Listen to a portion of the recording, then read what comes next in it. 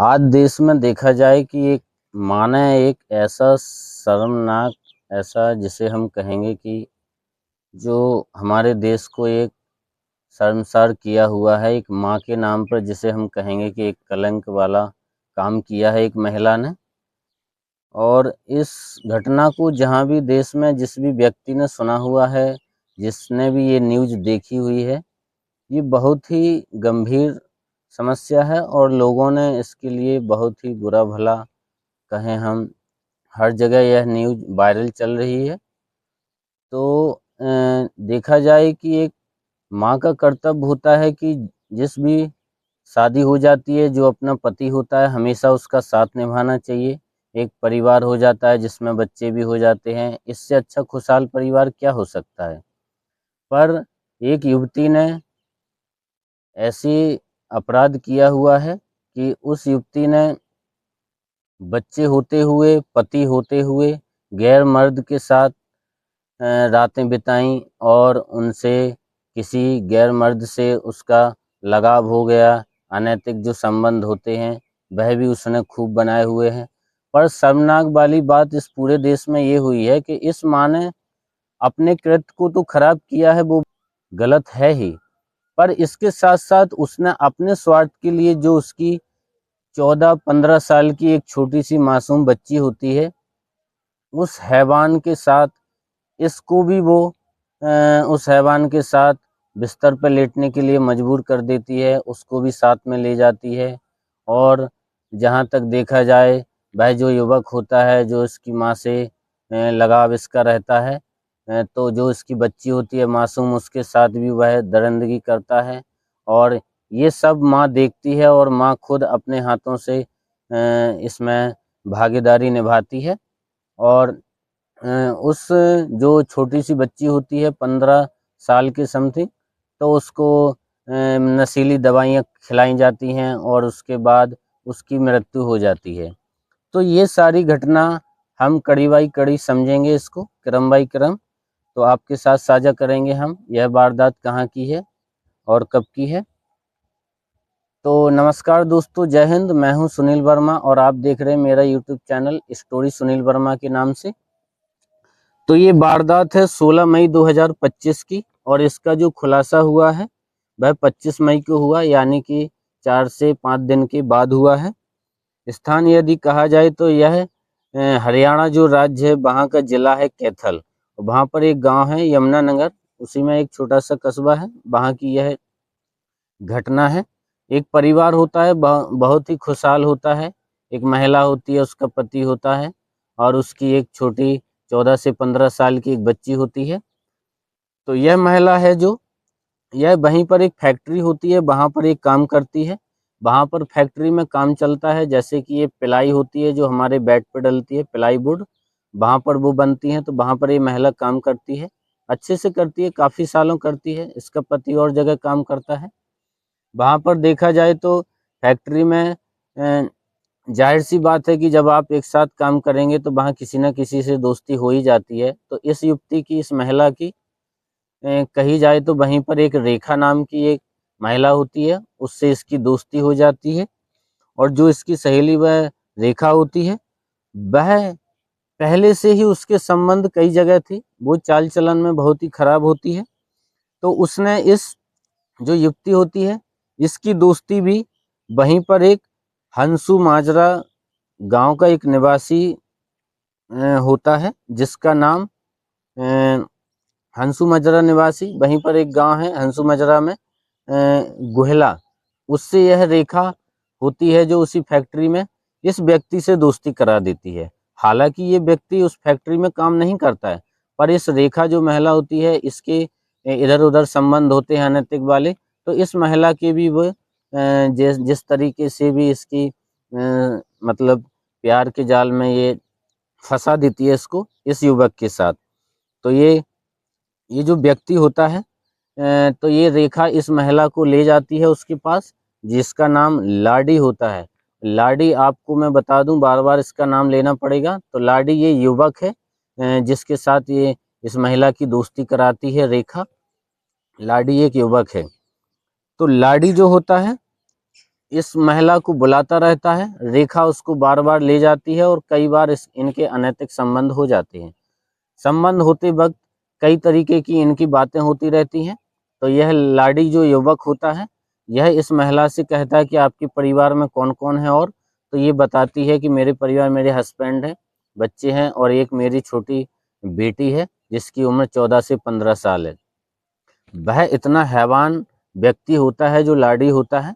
वह इस महिला से कहता है कि अपनी जो छोटी बेटी है तुम्हारी 14-15 साल की, उसको लेकर आना और मैं उसके साथ भी रात बिताना चाहूँगा। तो ये महिला कहती है कि ऐसा नहीं हो सकता है, और जो तुम चाहते हो वह मैं पूरा करती हूँ, और मैं तुम्हारे साथ प्यार करती हूँ। तो मैं दिन रात जब आपके पास आती हूँ तो आप मेरी बेटी के बारे में ऐसा क्यों बोल रहे हैं? पर वो कहता है नहीं, तुमको लाना पड़ेगा।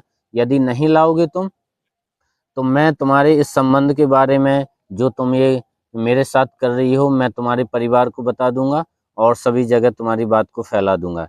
पर ये महिला डर जाती है, और जो इसकी फैक्ट्री में सहेली होती है रेखा, ये वापस घर जाती है तो उससे कहती है कि उसको भी ये इस पूरी बात को बताती है कि लाडी ने ऐसा ऐसा कहा है। तो जो रेखा होती है वह तो पहले से ही चाल चलन में गलत होती है, तो वह भी इस महिला से कह देती है कि नहीं, तुमको उस बेटी को ले जाना पड़ेगा, नहीं तो वह बहुत खराब व्यक्ति है और वह सभी को अपने बारे में बता देगा। तो अपनी समाज में किसी भी प्रकार की सारी बात ओपन हो जाएगी और सबको पता लग जाएगा। तो जो महिला होती है, यह घर जाती है और ये सोचती रहती है, और अपने आप में ये ऐसे उसके चंगुल में, लाड़ी जो युवक होता है उसके चंगुल में ऐसे फंस जाती है कि ना ही तो यह इधर की रहती है ना ही उधर की। और इसने सोच रखा था, फिर सोच लेती है ये कि चलो ठीक है, मैं अपनी बेटी को भी ले जाती हूँ। तो यह परिवार में बोल देती है कि हम सत्संग जा रहे हैं कुरुक्षेत्र, वहाँ पर सत्संग हो रहा है, तो मैं अपनी बेटी को लेके कुरुक्षेत्र सत्संग में जा रही हूँ।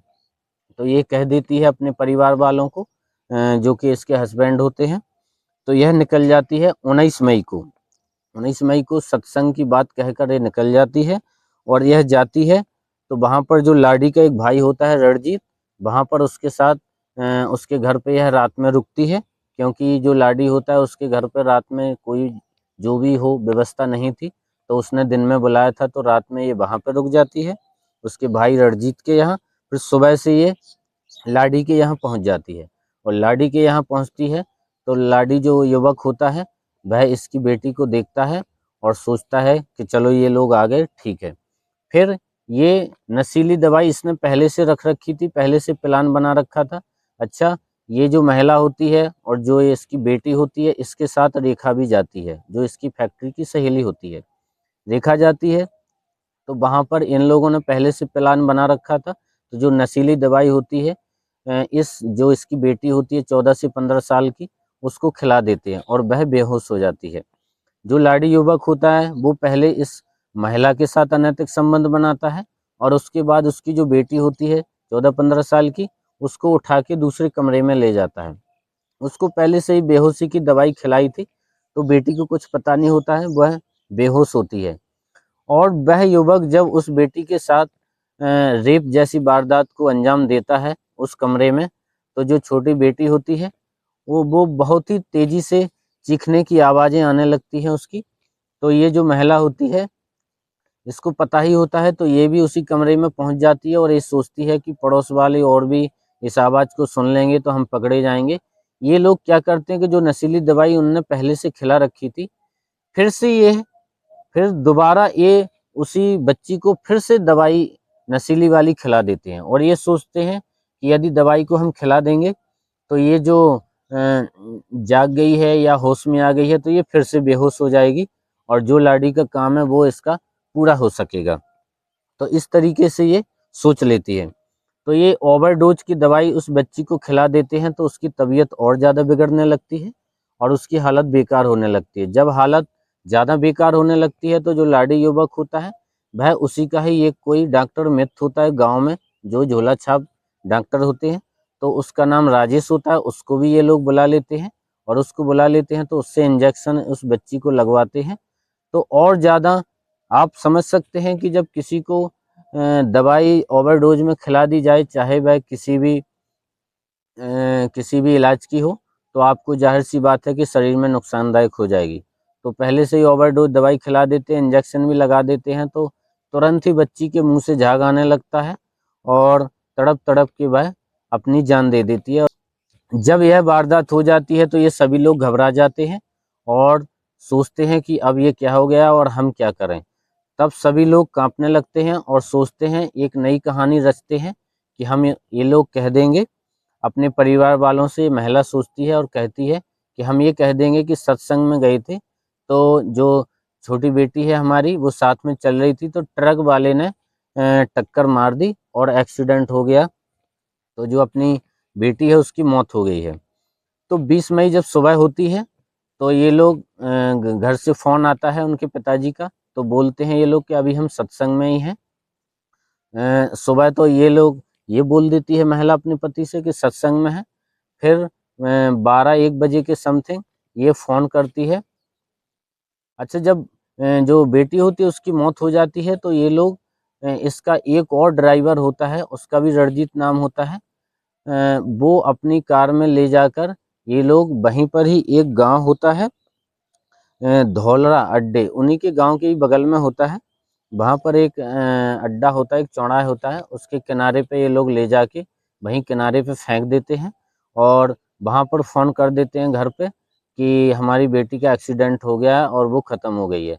तो जो उसके घर में पिताजी होता है और भी उसके पड़ोस वाले सदस्य होते हैं, सभी लोग दौड़ते हुए जाते हैं, वहाँ पर पहुँचते हैं और पुलिस भी पहुँचती है। तो उस शव को बरामद करते हैं वो लोग और पोस्टमार्टम के लिए भेज देते हैं।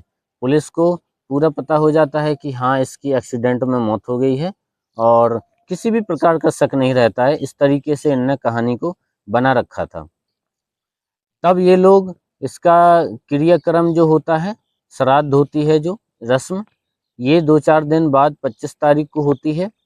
तो वहाँ पर ये जो महिला होती है जिसने अपनी बेटी का लाड़ी युवक के साथ, अपने प्रेमी के साथ जो रेप करवाया था, ये महिला होती है। तो श्राद्ध के दिन काफ़ी रिलेशन वाले आते हैं, उसको जिस भी तरीके से अपनी बेटी की याद आ जाती है कि मैंने कहीं न कहीं कुछ गलत किया हुआ है, तो वहाँ पर यह उस बेटी के बारे में रोने लगती है और अपने पति को जाके वहीं पर ही व्यक्तियों में बताती है कि अपनी बेटी का एक्सीडेंट नहीं हुआ है और इस तरीके की वारदात हुई है। मैं उसको साथ में ले गई थी और इसका रेप हुआ है और इस तरीके से इसकी मृत्यु हो गई है। तो उसका जो पति होता है, उसके पैरों तले से ज़मीन खिसक जाती है और वह सोचता है कि ये क्या किया है इसने। तो वह पुलिस स्टेशन में उसकी रिपोर्ट को दर्ज कराता है और पुलिस फिर से आती है और इसको पकड़ लेती है और सारी वारदात के बारे में फिर से पुलिस जानती है और लिखवाती है। और सभी को जो व्यक्ति होते हैं, प्रेमी उसका लाड़ी होता है और लाड़ी का उसका भाई रणजीत होता है और एक पड़ोस में एक मिट्ठू होता है, उसी का लाड़ी का जो युवक होता है जिसने रेप किया था, और एक राजेश डॉक्टर और उसकी सहेली रेखा और इस बच्ची की माँ, और जो ड्राइवर रणजीत सरदार होता है जिसने कार से उसको ले जाकर इन सभी लोगों ने जो वहाँ पर एक चौराहा होता है वहाँ पर फेंका होता है। तो ये सभी 5 से 6 व्यक्ति, सभी लोग जेल की सलाखों के लिए समझो तैयार हो गए हैं। तो इस तरीके की यह कहानी थी। सभी लोग फंस जाते हैं और सभी को पकड़ लिया है। इसमें से शायद 1 या 2 व्यक्ति अभी फरार हैं, उनको भी पकड़ लिया जाएगा। तो दोस्तों, इस कहानी से मेरा आपको बताने का, समझाने का यही मतलब है कि देखिए किसी ने क्या किया है, किस तरीके से रेप किया है और इसमें कितने लोग शामिल थे। तो आप इस तरीके की घटनाओं में कभी भी शामिल ना हों। आप सचेत रहें, आपके आस पड़ोस में इस तरीके की वारदात होती हैं तो आप सचेत रहें। इस कहानी से कुछ ना कुछ आप पॉजिटिव सीखिए और अपने जीवन में कुछ ना कुछ सुधार लाइए। दोस्तों, फिर मिलते हैं अगली स्टोरी के साथ। यह एक सच्ची घटना है और मैं आपको हमेशा एक सच्ची घटना के साथ आता हूँ। किसी भी तरीके की मनगढ़ंत कहानियाँ नहीं मैं सुनाता हूँ। यह एक 19 मई 2025 की हरियाणा की वारदात है। तो नमस्कार दोस्तों, जय हिंद।